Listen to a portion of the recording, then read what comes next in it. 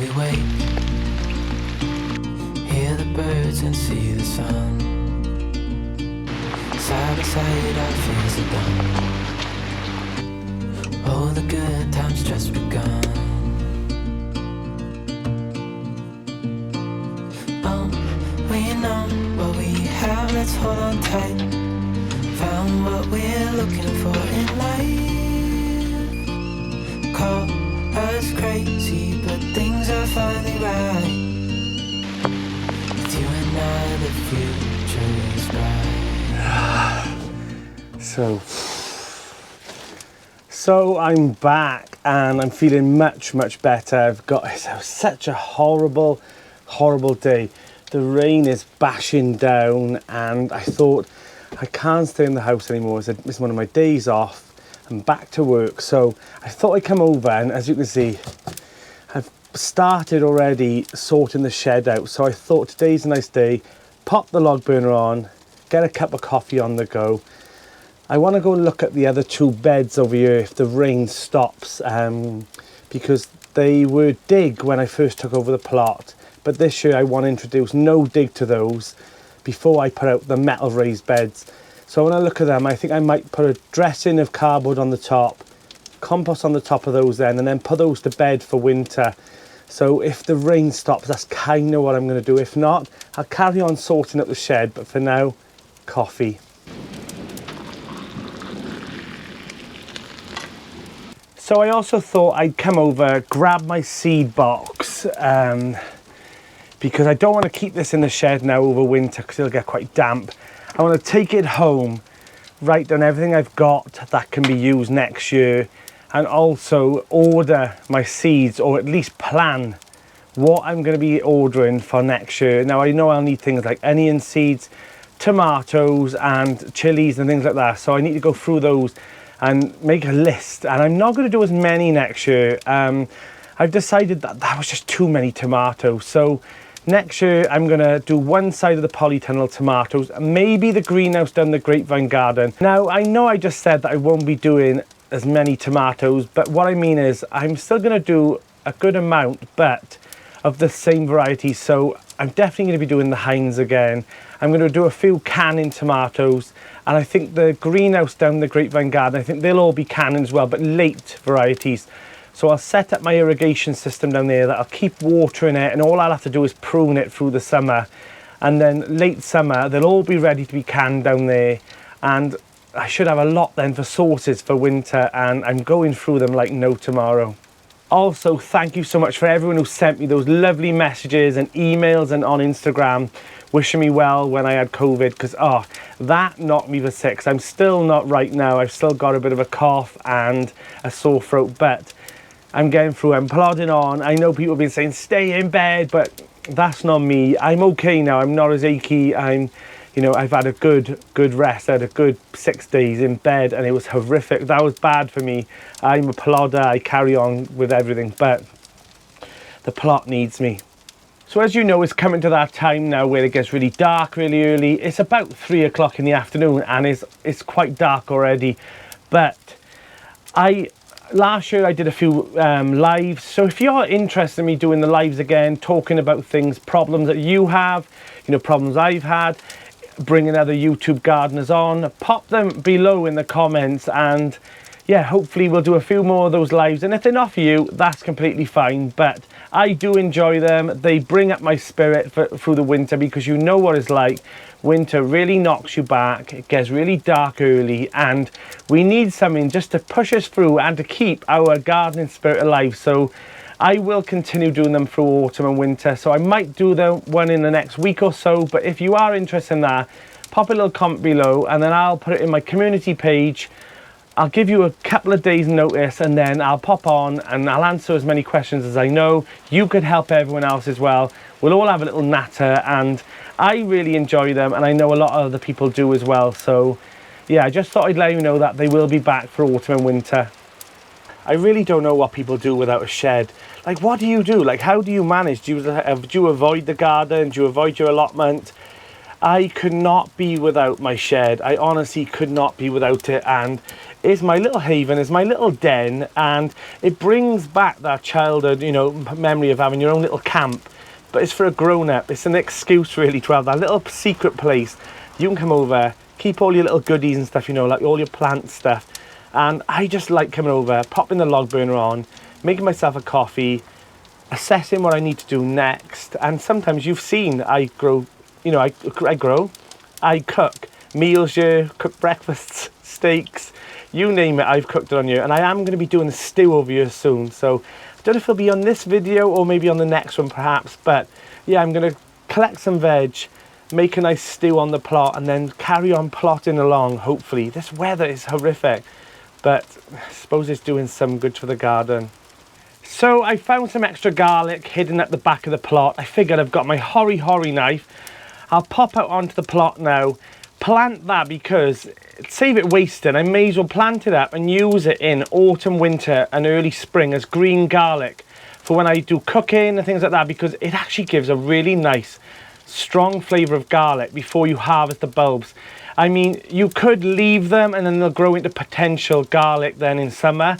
But if you want the flavour of garlic in your cooking, then green garlic is the way to go. All those small extra cloves that you've got, plant all those, and then you can use them then, just like garlic spring onions later on in the season.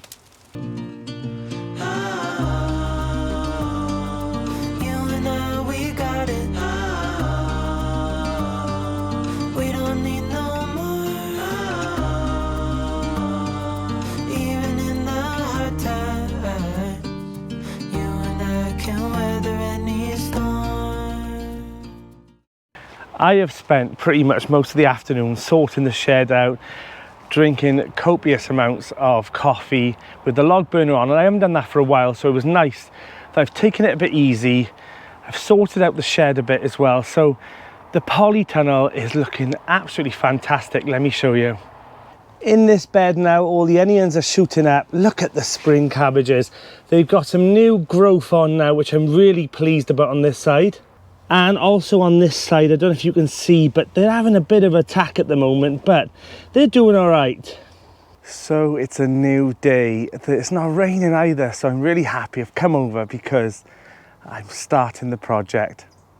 So I've brought over 2 of the birdies raised beds, and I'm hoping today to build at least one of these, fill it up, and then get those onions out as well. Those onion sets that are aching to get out. So I need to dig out through this, get some of the plants out, because as you can see there's some daffodils already shooting up, so I need to dig them up. Hopefully they'll be okay, replant them somewhere else. So let's get on.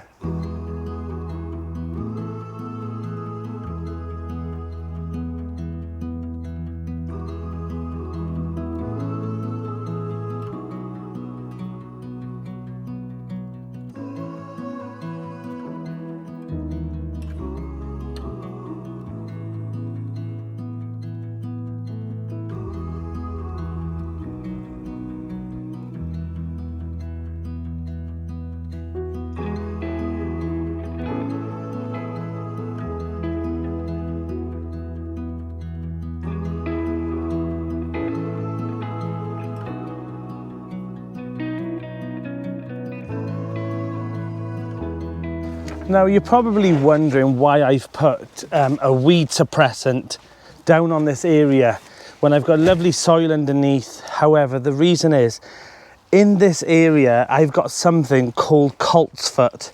Now, I'll show you it here.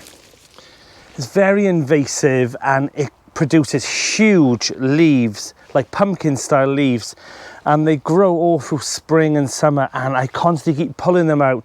I've dug out so many running vines underneath the ground. They've gone into the polytunnel. The pumpkin patches were all mixed up with those as well, and also the asparagus. I've tried everything to kill this back, and you can see already new shoots are coming again. So I'm going to weed suppressant this for a year and then take it back up, and hopefully it would have knocked it right back, or at least killed it, because I can't seem to be able to get rid of it. And it is quite an invasive plant, but it's not the end of the world. You can get rid of it. It just takes a bit of time. I've dug and dug and dug all through this, even at the start, but it just keeps coming back, and this area over here is quite prevalent for it as well. So I'm gonna have to do something over there. So the raised beds now will go on top. I don't want the coltsfoot to be growing all through those as well in spring. So this will suppress it now, keep it from in here. I'll put some nice fresh compost on top, and let's get those onions in. So in the box you also get some kind of plastic protective trim for the raised beds, because on the edges they are pretty sharp, but I do like these sizes. These are the Birdies raised beds, and I'd say they're about 3 foot by 4 foot maybe, but I like the size of them. They're perfect for salads, and to have a nice little kitchen garden here now I think it'll be a nice improvement for this plot. I will say that this trim was a lot easier to put on when I did them in a quite warm day. So if it doesn't get on, you know, it isn't manageable enough, then you could probably dip it in a bucket of hot water just to soften it a little bit. I'm doing it okay, it's doing all right. I've just noticed that this trim is a lot more rigid than it was when I built the last ones. And the trick is to get it over both pieces when they join, so that you don't end up having that sharp edge.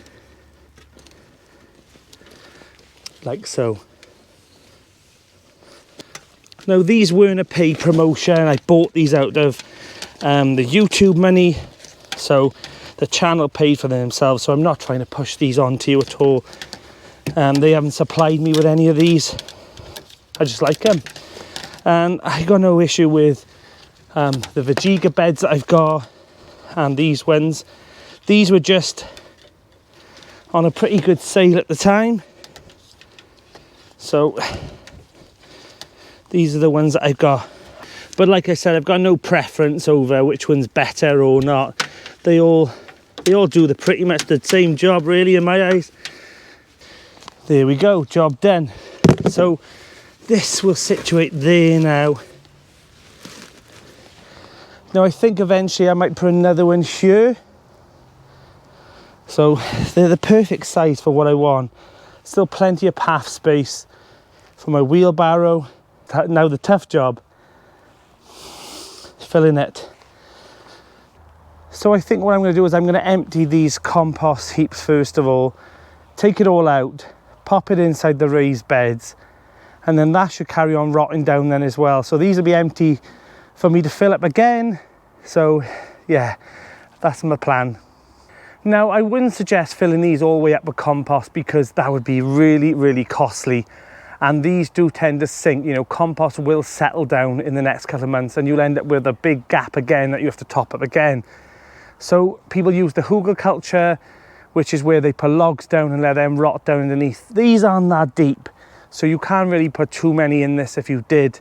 So I think what I'm going to do is I'm going to fill up those with the old composting plants off my plot, and then hopefully I've got enough bits and bobs.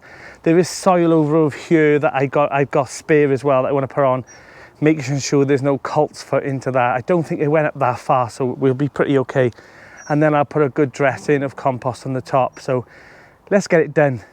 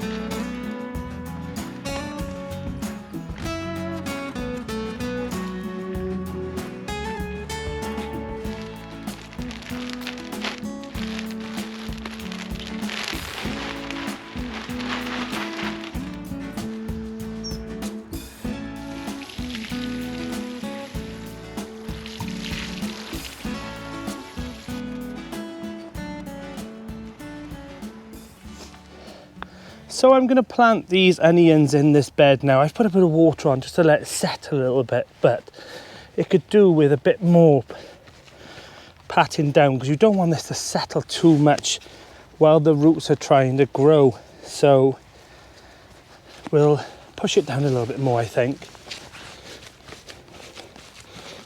See how that's gone down another good 2-3 inches. So you do want to make sure that your soil is quite firm really for these onions. This was all pressed down. Now I'm using my hori knife today. Now this is a Japanese gardening tool and it's got a serrated edge here for cutting things, and if you're digging into ground that's got lots of roots, it'll cut through them perfectly. It's also got a measuring tool on the front which goes about to 6 inches so you know how far down you're going, and it's also brilliant for making a hole and pushing an onion in. Look at the roots on those.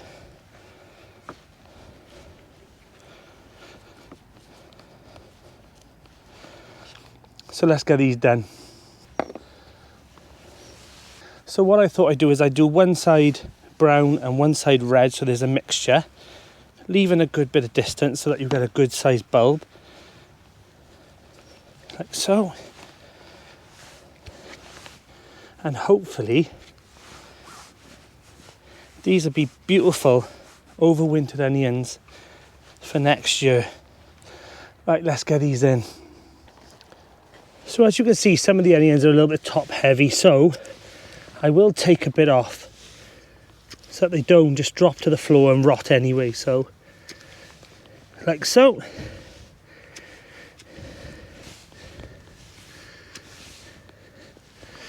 There we go, job done.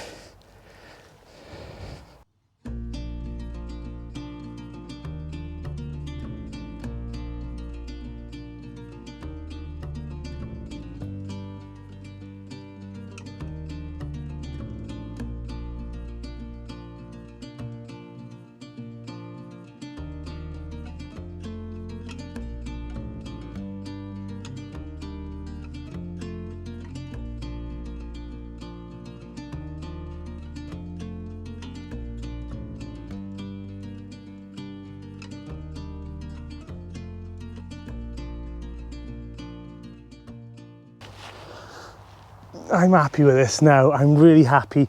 2 out of the 4 beds are done.